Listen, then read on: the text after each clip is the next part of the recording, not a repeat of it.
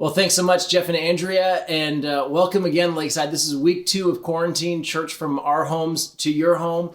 And last week was a lot of fun, a lot of learnings. And the 2 questions that I got, one of them was, Mark, how did you get your kids to sit still for the entire time that you were preaching? Which is a fantastic question. And it wasn't that hard. I mean, really, we're just amazing parents, and our kids listen to everything that we say. And so when we say just sit there, listen to Papa preach, write down anything the Holy Spirit prompts you with, my 2 and 4-year-old, they just sit there. So, hey guys, and I'm just kidding. Imagine if my kids sat still for this. First of all, this isn't live. Do you think, seriously, you can do live church from different places, but if it relied on me, we would never do this. I can't even navigate Facebook on my own. Can you imagine what would happen if I tried to do a live stream? No. We're not risking this on me, okay? This is Thursday night. My kids are asleep and Trifina's manning the camera right now, okay? So, you just need to know that. Second of all, people ask me Mark, how do you preach without any crowd interaction? And some of you are you're professors, maybe you're a preacher, you're watching this, maybe you're a teacher and you're having to do things online and your students aren't in the room. So how do you preach with no crowd, no audience, no interaction, no laughter?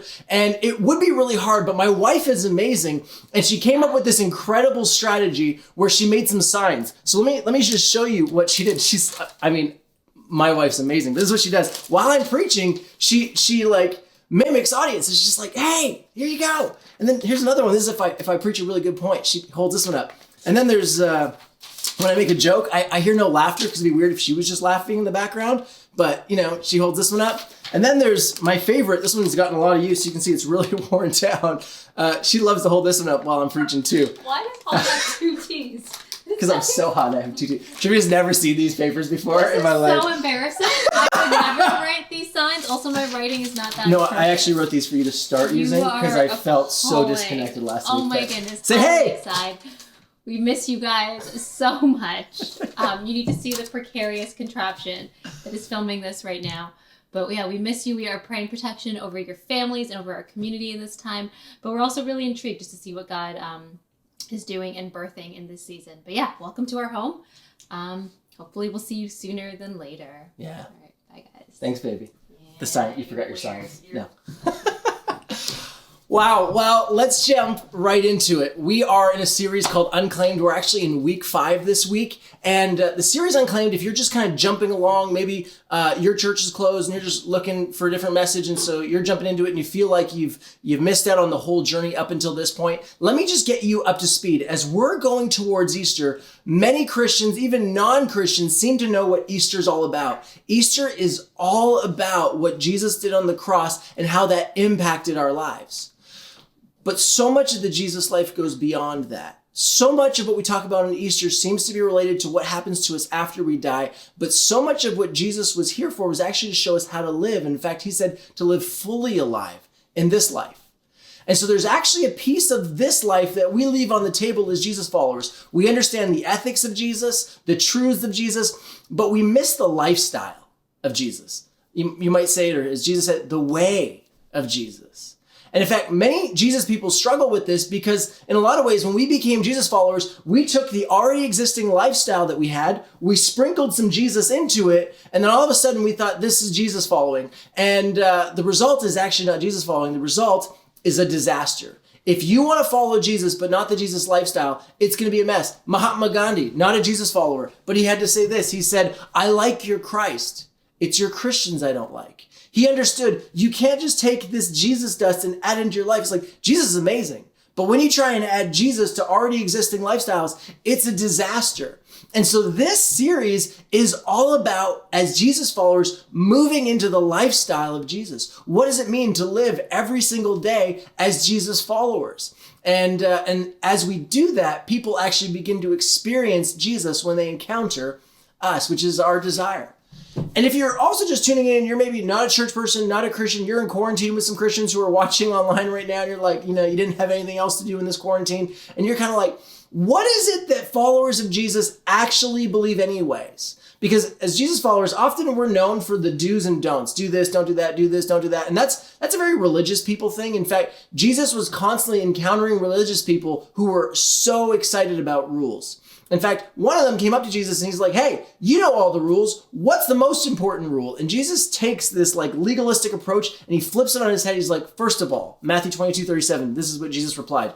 Love the Lord your God with all your heart, with all your soul, and with all your mind. He says, this is the first and greatest commandment. And then he says, and the second is like it, which is just up there with it. It's just like it. He says this, love your neighbor as yourself. And then Jesus says, hey, you know all those rules that you know, all those laws? He says, all the law and the prophets hang on these two commands. Jesus is like, let me make it really simple. Religious people love to have all the rules laid out. Jesus is like, let me summarize it for you. Love God, love people. Love God, love people. Everything about the Jesus lifestyle is about loving God and loving people. When we step into this Unclaimed series and we're learning things every week about Sabbath and about simplifying, all of it is a means to an end. They're all things that we do, but the end game is not the activity that we've been talking about. It's about being people who are like Jesus, which means we want to love God more and love people more. That's the end game, okay? And the practices were meant to lead us to that end game. If you take anything that we've talked about in this series and you make the practice itself the end game, it'll be a disaster. Okay, some of you left church because people took a practice that was meant to lead somewhere, which was loving God, loving people. They made it an end to itself, and it was a disaster. That's what results in legalism, right? Sabbath on its own is a disaster unless you understand why you're Sabbathing, why you're resting, because you believe that God has the world together. You're taking a day to pause, oasis, delight in your Creator. But if you take out the end, which is loving God, loving people, this is all a disaster. And so this is where we're continuing on the series this week in part 5. In part 5, we're talking about the 5th practice that you can start to practice in your life. And by doing this practice, it helps you move towards the goal of the Christian life, which is to love God more and to love people more. And today's topic is something called slowing down. Now, when I say slowing down, some of you are ready to tune out right away. So I need to just draw you back in and say, hey, realize who's preaching this, okay? I love going fast. I love to-do lists. I love tasks. I love chores. In fact, the tension in my marriage, we could bring Trevina right back on here. She would not tell you that the tension in our marriage is that her husband doesn't do enough chores. She would tell you her husband does too many chores. Her husband doesn't know how to stop. That Trevina's constantly like, can you just stop for a second? It's stressful watching you continue to clean while we talk about our day. Like, can you just sit and relax for a minute? I love moving fast. In fact, when I play hide and seek with my kids, I constantly do this, okay? I regularly say, okay, how long do you want Papa to count for? Okay, 40. Okay, 40. You guys go. No, other room. Go hide. 39, 30. I start folding laundry. 37, folding laundry. Get to 3, 2, 1, still folding laundry. Okay, and then I start calling these out. Are you under the bed? Still folding laundry. Are you in the bathroom? No. Yeah. And I just do that. Listen, I'm so product over people. I'm so driven. I cannot slow down. And I'm talking about slowing down, okay? You need to understand that when we talk about slowing down and getting rid of hurry in our life, we are not trying to take away your hustle. We are not telling you to be lazy. We are not telling you that you cannot work hard. I am telling you, though, that when you slow down, no matter how you're wired, when you slow down, it will be a game changer for your life, and it will be a game changer for your ability to follow Jesus. Now, I have to warn you, this might be alarming for some of you, but this week, I don't really have a passage that I'm teaching from the Bible. I don't have a verse for you.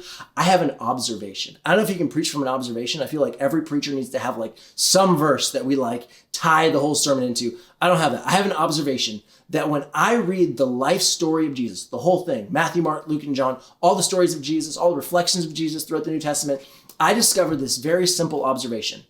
Jesus wasn't hurried. Jesus wasn't hurried. Jesus wasn't hurried. And we shouldn't be either. Week 1, we talked about how it is impossible to be loving when we are in a hurry. Because people who are in a rush are focused on the future and they are not present in the moment. And when you look at the life of Jesus, he was always present. He was constantly telling people like, hey, don't worry about tomorrow. Tomorrow will worry about itself. He's like, you got enough to worry about today. Jesus' brother, who wrote the book of James, had something similar to say, right? He's like, listen, you who say today or tomorrow you're going to go to this or that city, spend a year there, carry on business and make money. He's like, you don't even know what's going to happen tomorrow. right? Jesus, his followers, his brother even realized, like, listen, worrying about the future, rushing off to the next thing, and not being present in the moment is not the Jesus way. Jesus was constantly present in the moment, present to the Spirit of God in him, and present with everyone that was around him. And that's why I love Dallas Willard, who's a pastor and theologian, and he simply had this to say about hurry in regards to the Jesus following life. He says, we must ruthlessly eliminate hurry from our lives. Why? Why must we eliminate it? Here's the bottom line for today, okay?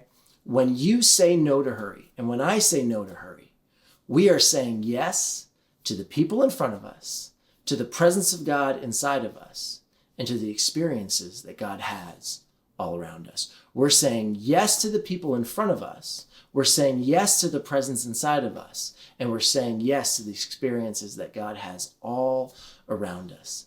That's how Jesus rolled. Jesus was constantly present in the moment with the people around him. He was constantly aware of what God was saying. He says, I don't do a thing without seeing the Father do it. He was constantly aware that he needed to get all his instructions from God. He's constantly present in every single moment, in every single environment. He's so present. He's not hurried. He's there in the moment. And as Jesus followers, we want to do that as well. And so today, here's what I'm going to do. Today is basically like a really long application section of the sermon, where we're just going to ruthlessly try and eliminate hurry from our lives so we can be present in the moment. We can be present to the Spirit of God inside of us and present to those around us. It's so critical. And so I'm just going to give you 3 ideas, 3 things to try out, 3 things to consider so that you can say yes to the present moment, okay? You might say these are modern habits or counter habits that will help you slow down. Okay. Now, if I haven't alarmed you already that I'm not going to teach a whole thing and tell you the Greek word and all that stuff, a whole passage, if that didn't alarm you enough, I have to tell you something else. Some of the things that I'm going to recommend, Jesus never did. Okay. I just have to tell you that. Okay. Some of the things I'm going to recommend, Jesus never did. Not because these things are better, not because we figured it out and we have better ideas. It's because Jesus didn't live in the time that we live. If we're going to be Jesus followers, we have to figure out how to take the Jesus principles and apply them to the life that we live now. Jesus didn't have a car. Jesus didn't live in a city. Jesus didn't have a smartphone. Jesus didn't have Wi-Fi. So we have to figure out, what does Jesus following look like in the midst of all this, and how do we live with all these things and ruthlessly eliminate hurry so we can be present in the moment. So the things we're going to talk about, most of them Jesus never did, but they're going to be examples that I got from my pastor growing up, from different authors that I've read, from friends that I've talked to, from bloggers that I've interacted with, okay? Some of the things I'm going to talk to you about today, I do. Some of the things I'm trying to do, some of the things I don't do, but they're really helpful for others. And I just want you to simply do this, okay? Take what's helpful, roll your eyes at what's not, and make your own list, okay? After today, I'm gonna encourage you, have dialogues on social media, have dialogues with your friends, your family, your roommate, Zoom calls, your small groups. So many small groups are meeting right now on Zoom. It's so cool. But have a dialogue about, hey, are these habits or counter habits that we can adopt in our lives that will help us move slower so that we can engage with the people that are around us, engage with the Spirit of God in us, and all the experiences that God has for us around us.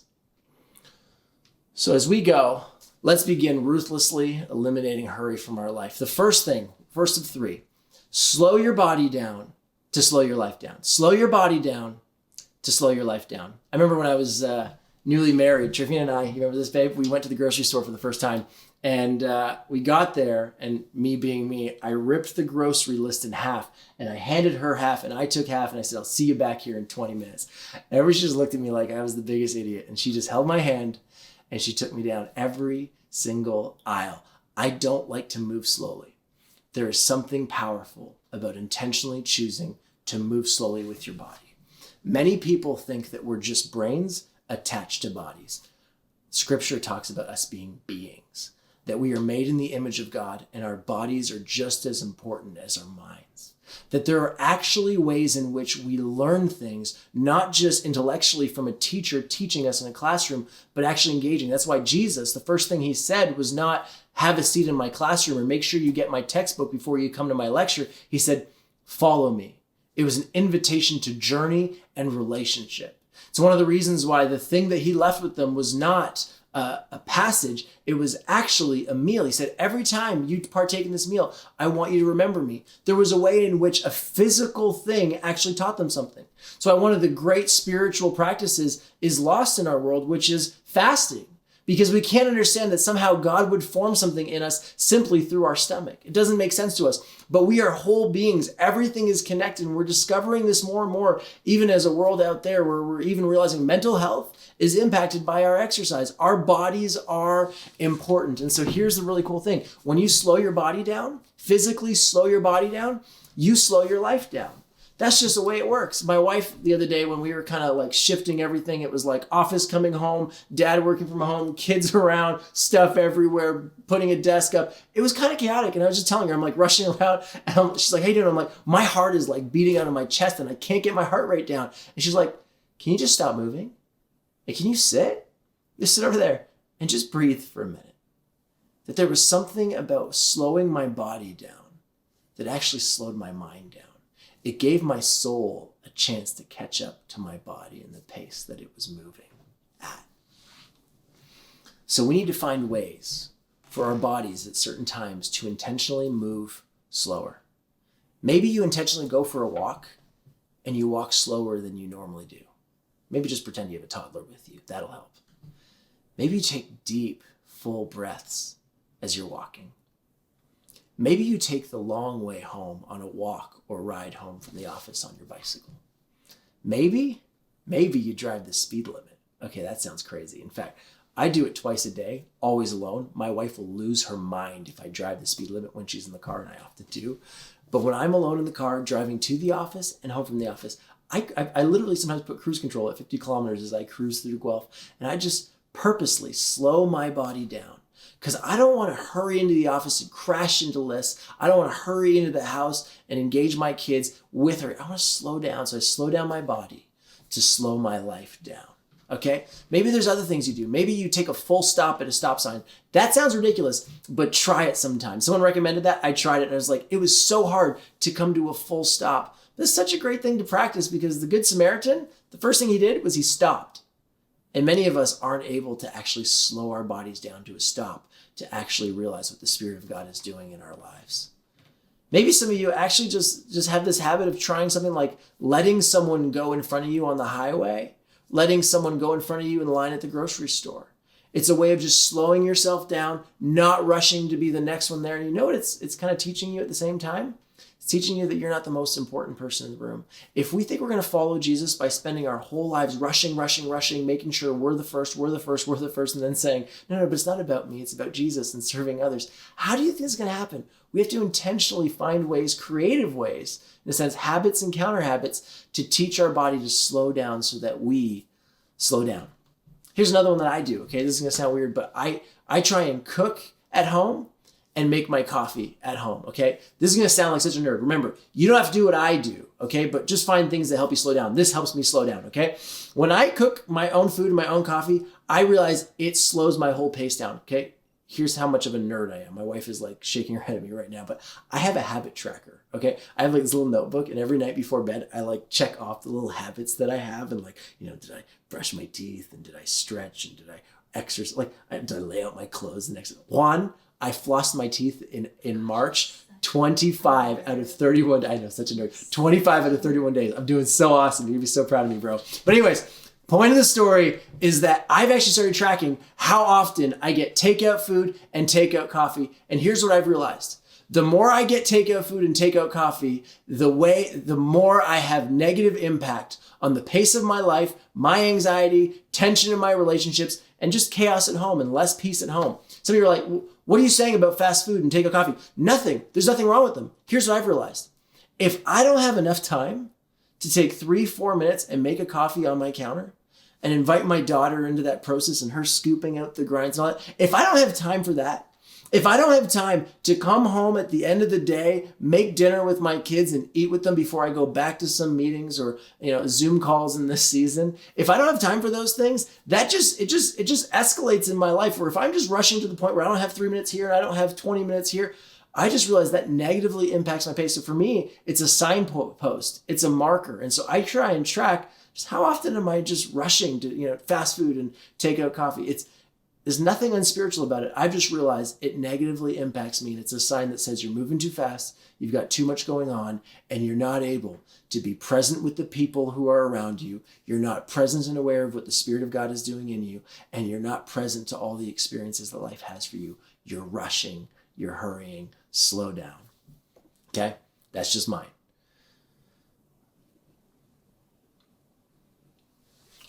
Bottom line, you don't have to do what I do, but find creative ways to slow your body down, because when you slow your body down, you slow your life down. Number 2, use technology, but don't be consumed by it, okay? Use technology, don't be consumed by it. I love technology. I love my cell phone. I love my computer. I love my television. I love my power tools. That one doesn't really fit in this category, but I take any opportunity to talk about power tools, okay? But seriously, I love technology. You should too. It's incredible what it does, but don't be consumed by it. Let me tell you a little story. My kids are young, and young kids are constantly demanding your attention. I shared a few weeks ago how it's constantly like, Mommy, Papa, Mama, Papa, Mama, Papa, I need you, I need you. And so eventually, about a year ago, my wife kind of just realized like they always need us, but it's not always that important. It's urgent, but not important. And so she kind of created this new category, and she said, okay, is it an emergency? Which was kind of like you needed a 2.0 version, because then they simply said, I need you. It's an emergency. And it was never an emergency, right? So then she clarified, here's what an emergency is. Are you bleeding and are you hurt badly? Okay. So now it's like, is it an emergency? Is someone bleeding or hurt badly? And it's like, no. And it's like, okay, I'll be up in 10 minutes, right? Like it was a way to make sure that what they felt was urgent didn't get in the way of what was important. Because if we just continued to reply to everything that our children felt was urgent, we would never get food on the table. We would never get the important things done. The interesting thing is technology, in a lot of ways, can be just like that. I feel like many of us, including myself, when we put a cell phone in our pocket, are literally kind of taking the equivalent of 3 toddlers and attaching them to our hip. We are literally attaching a device that will continuously tell us when things are urgent and take us away from things that are important. And so we need to find ways to get our technology to be used for good and yet not to get consumed by it and take us away from the important things, to take us away from being present in the moment with the people we're around, the Spirit of God in us, and the experiences that God has for us in this moment. So let me just give you a list of different ways in which you can let your technology serve you but not consume you, okay? So here's one idea I got from a blogger. I think his name was Jake Knapp, and he said this: turn your smartphone into a dumb phone. Turn your smartphone into a dumb phone. And he recommends take some or all the notifications completely off your phone. Weather alerts, news alerts, Facebook, Instagram, all the different alerts that you get, just get them off your phone. Personally, I get rid of every notification except for texts and emails. Okay, those are or not texts, emails don't even come through. Texts and calls. Those are the only 2 things that come through. Everything else, I have to intentionally choose to go and find it. And in fact, there's certain hours in my day where I actually shut off texts and calls, and my boss knows how to get a hold of me, my wife knows how to get a hold of me, but I'm just completely dark, and it's a way that I can be, I can be studying for the messages, I can be working on some long range planning, and I just know I have things that are important to do, and I can't just reply to all the urgent things that are popping up, however it is. So, make your smartphone a little dumber, get rid of all the notifications. Not everything is important, even though it feels urgent enough to send you a notification. So that's one idea. Number 2, here's some other things I heard people talk about. Some people don't have social media on their phone. I think that's a brilliant idea. They put it on their desktop, so they have to intentionally go. Some people are like, what's a desktop? You'll figure it out. Right? Other people, they put a time allowance. There's actually apps that, monitor how much time they spend on social media, which I think is brilliant. Other people that I know, they actually don't do email on their phone, or they limit how much email they do. I remember a buddy of mine, I learned this about 15 years ago, 2007, he got the first iPhone of anyone I knew. And he was a manager of a car rental. And he's like, I'm finally going to get on top of my emails because I'll have it with me all the time. And a week later I saw him and he was so depressed. And he's like, bro, the more email you do, the more email you do. The more you reply to people, the more they reply back to you and the more email that you have. It's like, it didn't get any more efficient. And so I personally check email twice a day and then I don't touch it after that. I don't have any notifications for it. I intentionally go in and check it out. You do what you need to do, but don't be consumed by your technology. Don't let the urgency of other people's things get in the way of the important things that God has called you to be present with in that moment. Okay? Secondly, another thing with your phone, this might be helpful. Guard where your phone is allowed. Okay, the statistics are kind of shocking. 75% of people actually sleep with their phone next to them. Okay, 90% of people say it's the first thing that they touch in the morning. I love what John Mark Comer says in response to those statistics. He says, I can't think of a worse way to start my day than a text from work, a glance at an email, a quick scroll through social media, and a news alert about that day's outrage. He's like, that's not how I want to start my day. He's like, I don't want that setting my emotional equilibrium. That's not helpful for me. I love another book I read by Andy Crouch. He kind of said this is my paraphrase, but he's like, I don't want to touch my phone till I've heard from God, breathed fresh air, and heard a bird sing. Isn't that awesome? He's just like, I just want to control what is the first thing that I engage with in my day, okay? This is something that I do all the time. I call it parenting my phone, which means my phone goes to bed before I go to bed. I actually keep it in another room and charge it there, and it wakes up long after I'm awake. I don't check email or the news often until I've got to the office, I've had some time to pray, and I've even actually asked the Spirit, hey, what are some things that you want me to focus on today? Because the reality is if I check email and I check the news, there may be things that I start to feel like, oh, I need to do this, I need to do that, but I haven't heard from the Spirit. So I want to hear from the Spirit first every single day. Now listen, I'm not saying you need to do this, okay? My wife right here, Trevina doesn't do this. She literally has her phone right next to her where she sleeps. She probably has more self-control than I do, okay? She also doesn't use the first thing in the morning to read her Bible and journal and pray in that way. It's just not what works with the way that our family is and our kids are. She saves that for midday. She maybe tries to include the kids in it or does it after they're asleep in the evenings. She has another practice that she does in the mornings, though, to make sure that the Spirit of God, His love, joy, and peace are the first thing that she encounters. It's called soaking. You could probably grab a coffee with her and she'll explain that or do some reading on it, but don't have time today. But I think that's a fantastic idea. The bottom line is, what are you letting set the equilibrium of your day? Are you letting the Spirit of God set that or your news app? That's so critical, okay?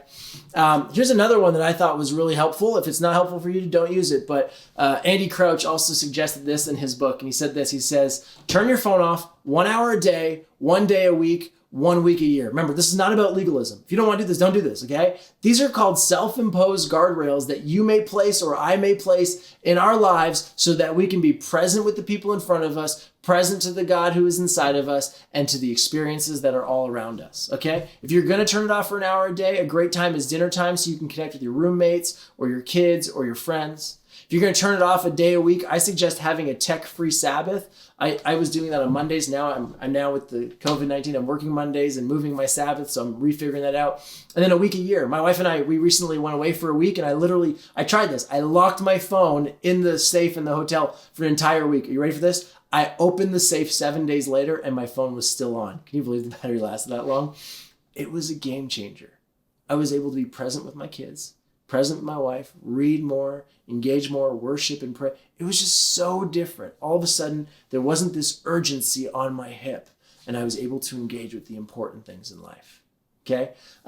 One thing that was really helpful that someone recommended in this season where with the news, I was just constantly like every hour with this COVID-19 looking at the news. And so one person just suggested, I don't suggest looking at the news more than twice a day. And so I started with that, and now I'm checking it about once a day, if even. There's just something about limiting your intake of that and letting what you let speak into your life, okay?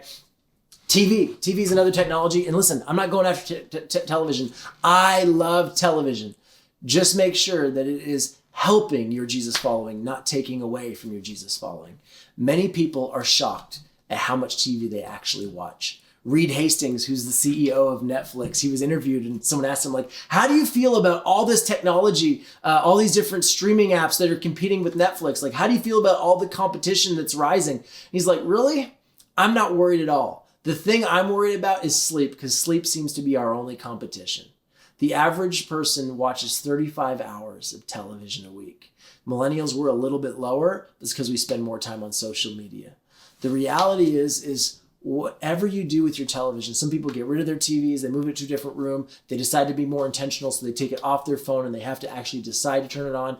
I'm just saying, be intentional with how you use your television. Don't let a 20-second countdown determine how you're going to spend the next few hours of your day. Be intentional as a Jesus follower with how you use technology. Don't run away from it, but leverage it. Don't let it consume you. Okay? Lastly, thirdly, live intentionally with people around you. Live intentionally with the people around you. So here's one of the things you could try and do. Triffy and I are trying to do this a little bit. Limit the use of the word hurry. Limit the use of the word hurry. Just try it, okay? And listen, I get it, okay? Everybody has someone in their life, an employee, a roommate, a parent, a child that just needs to be told to hurry up all the time, okay? But can you just pause and actually take note for the number of times that you tell the people in your life to hurry up? And just start to ask yourself, what am I communicating? Because when you tell people to hurry, you're telling them what is in the future or what I have in the future is more important than this present moment. It's the reason why you never see Jesus telling people to hurry. So what if we limited our use of the word hurry? The other night we use cookies a lot, but our son was having his dessert. He's having cookies and it's past bedtime or late for all that. And so we're kind of like, can you just like lay your clothes out while you eat your cookie? And then we just pause and we're like, what are we doing? Like we're literally teaching our child to multitask, to try and do multiple things so he can rush through this and not enjoy this cookie. Okay? And that leads me to the next one, okay? Single task instead of multitask. Single task instead of multitask, okay? There's a firefighter at Lakeside who told me this awesome story. He said, I can't tell you the number of times where I'm the first responder on the scene and the person who caused the accident, the first words out of their mouth was like, I only looked at my phone for a second. And he's always like, I always tell them like, that's not your best defense, bud. But the reality is that the statistics are in and multitasking isn't actually a thing. It's actually a game of sleight of hand. That we're actually just toggling poorly between multiple things. We're not actually doing multiple things at the same time well. But the truth is that when we multitask, we are actually giving ourselves divided to the people around us. We're ignoring the people with us. We're ignoring the God inside of us, and we're ignoring the spirit experiences that God has surrounded us with. Multitasking is for God. God is omnipresent. God can be in more places and have his attention in more places than us. We cannot be present in the moment. Think about this. You know this. Why is it that when you drink a fine wine or take a bite of a fine cheese, you close your eyes? Why? Because you don't want any distractions. You want to be able to soak up every goodness, every bit of goodness in that moment. Jesus never multitasked. Jesus was always fully present with the people around him, with the presence of God in him, and all of the experiences that God had for him around him. Lakeside, in this time of COVID-19, some of you are moving faster than ever, but many of us have more time on our hands than ever before. That some of you go for your daily walk and you're still moving fast and you literally have nowhere to go. What if we leverage this season to start inculcating certain habits and practices to slow ourselves down? What if we started to try and ruthlessly eliminate hurry? What if we slowed our body down to slow our life down? What if we used technology but tried to not be consumed by it? What if we lived intentionally with others around us and refused to give in to the hurry drug that all of us are tempted to jump on, so that we could be present with the people in front of us, to the presence of God inside of us, and to the experiences all around us? Lakeside, I think God is giving us a gift in this time. Let's not waste it. Let's learn, let's grow, let's experiment. Let's learn from the pace and the way of Jesus, because it's good and it's what God has for us. So I bless you this week, whether you're having lunch now or hanging out with family or going to a Zoom call. Can I encourage you? May this be a part of your conversation. How can we ruthlessly eliminate hurry as Jesus people? Get creative. You don't have to use my ideas, but have ideas of how you're going to do this so that you can be present to the God inside of you, to the people around you, and to the experiences God has for you. Love you so much. Miss you so much. And we'll see you next Sunday, or Good Friday and Easter Sunday, to celebrate with you. Bye, Lakeside.